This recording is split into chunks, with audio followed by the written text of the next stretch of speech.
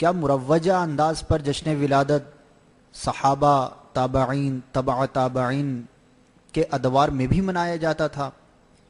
یہ ایک عوامی وسوسہ ہے، برائے کرم اس وسوسے کا جواب ارشاد فرما دیجیے۔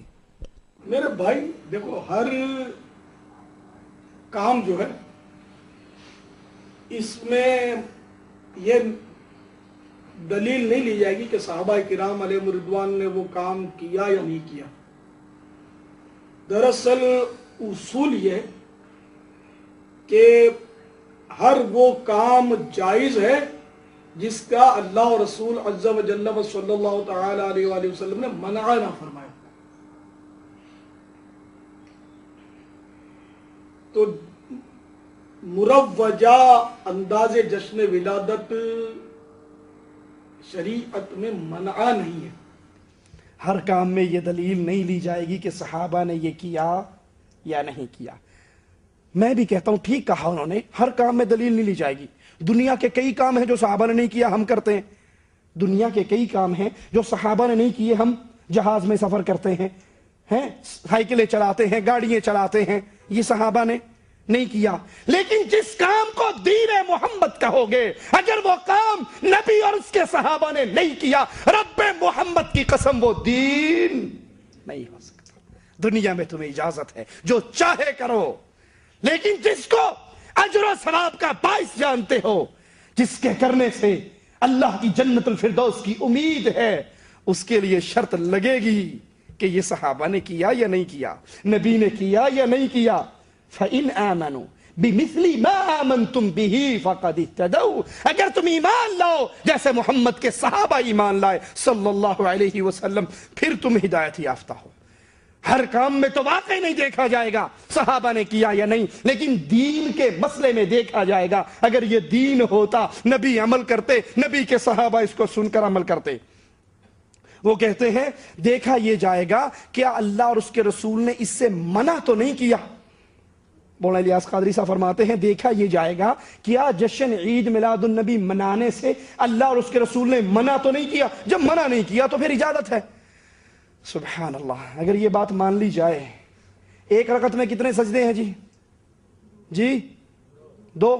3 کرنے سے نبی نے منع کیا ہے، 2 کر کے دکھائے ہیں، 3 کرنے سے منع۔ مغرب کی کتنی نماز رکھتے ہیں؟ 4 پڑھنے سے منع کیا ہے، 4 پڑھنے سے منع۔ ظہر کے کتنے فرض ہیں؟ 6 پڑھنے سے منع کیا ہے۔ رمضان کے کتنے روزے ہیں؟ 30، زیادہ سے زیادہ 30، 35 رکھنے سے منع کیا ہے۔ بیت اللہ کا طواف کرتے ہوئے کتنے چکر مارنے پڑتے ہیں؟ 7، 9 مارنے سے منع کیا ہے۔ صحیح کے کتنے چکر ہیں؟ 7، 10 مارنے سے منع کیا ہے۔ رمی، جمرات کو رمی کرتے ہوئے کتنی مارتے ہیں؟ 7، 20 مارنے سے منع کیا ہے۔ اگر یہ دروازہ کھولو گے تو پھر کوئی چیز بھی باقی؟ ارے اگر دین ہے عمل تو پھر جو نبی نے کیا ہے وہ کرو، اور جو نبی نے نہیں کیا وہ وگرنہ ابن مسعود رضی اللہ عنہ وارضا کے اس عمل کو کیا کہو گے جنہوں نے کوفے کی جامع مسجد میں پتھروں پہ اللہ اکبر 100 مرتبہ، سبحان اللہ 100 مرتبہ، لا الہ الا 100 مرتبہ پڑھنے والوں سے کہا کتنے وہ ہیں جو ثواب کی امید میں کام کرتے ہیں لیکن ثواب انہیں ملتا؟ اگر صرف یہی دیکھا جائے شریعت کے اندر، دنیا کی بات نہیں کر رہا، شریعت کے اندر کہ اسے منع نہیں ہے، تو پتھروں پہ لا الہ الا پڑھنے سے منع کیا نبی نے؟ پھر ابن مسعود نے کیوں ان کی کنکریوں کو ٹھوکر ماری؟ کیوں کہا ابھی تو نبی کے برتن نہیں ٹوٹے؟ ارے شریعت نام ہے، قال اللہ وقال الرسول، اللہ نے یہ کہا اور امام الانبیاء نے یہ کر کے دکھایا، صحابہ نے اس پہ عمل کر کے دکھایا۔ یہ لڑی سلسلہ ہم تک پہنچ رہا ہے، جو نبی نے نہیں کیا وہ دین نہیں بن سکتا۔ دلیل دیتے ہیں مولانا الیاس قادری، کہتے ہیں دلیل یہ ہے اگر تم کہو صحابہ نے نہیں کیا تو پھر نہیں کریں گے، تو دلیل یہ ہے کہ صحابہ کے دور میں پنکھے تھے؟ سبحان اللہ، ماشاء اللہ۔ کیا صحابہ کے دور میں لائٹیں تھی؟ کیا صحابہ کے دور میں گاڑیاں تھی؟ ہم ان بتیوں اور بلبوں کی روشنی میں بیٹھے ہوئے ہیں۔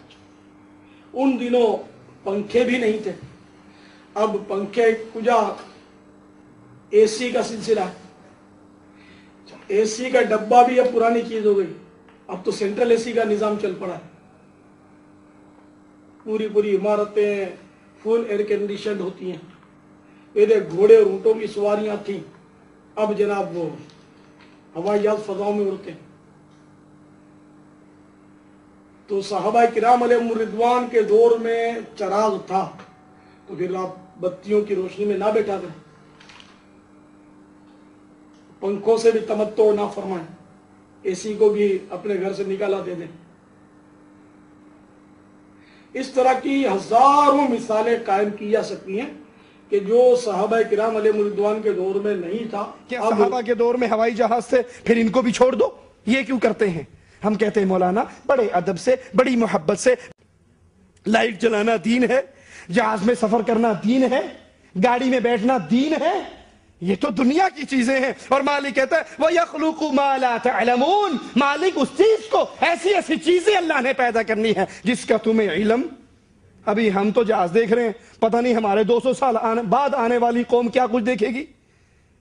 अब जो पहले दौर के लोग थे जिनकी सवारी घोड़े ऊंट खच्चर थे, वो अगर आज के दौर में जिंदा हो जाएं और जहाजों को देखें, उन्हें यकीन आएगा? नहीं आएगा। हमारे 1000 साल बाद अगर जिंदगी दुनिया की रही, क्या कुछ इजाद हो जाएगा, हमें उसका शऊर, ये दुनिया का माजरा है। मौलाना इलियास कादरी खुद कहते हैं कि अच्छा ये तो दुनिया की चीजें थी, अब मैं आपको दीन की मिसाल देता हूं। दीन की मिसाल उन्होंने क्या दी? कहा मस्जिद नबवी में लेंटर नहीं था, तुम लेंटर डालते हो अपनी मस्जिदों में, तो दीनी मिसालें ले लीजिए। मस्जिद की अगर मिसाल दूं तो ये दुनियावी है दीनी, ये कोई बताएगा मुझे? भाई ये इस्लामी भाई ने तशरीफ फरमाए, मस्जिद की मिसाल दूं तो दीनी कहलाएगी दुनियावी? दीनी कहलाएगी ना। अब दीनी मिसाल ले लीजिए। इस वक्त आपकी मस्जिदें लेंथर की बनती हैं, ठीक है, कंक्रीट की, और इस पर कई कई मंजिला इमारत तामीर होती हैं। तो मस्जिद नबवी शरीफ अला साहिब हस्सलातु वस्सलाम लेंथर की थी क्या? लेंथर की थी? नहीं थी ना।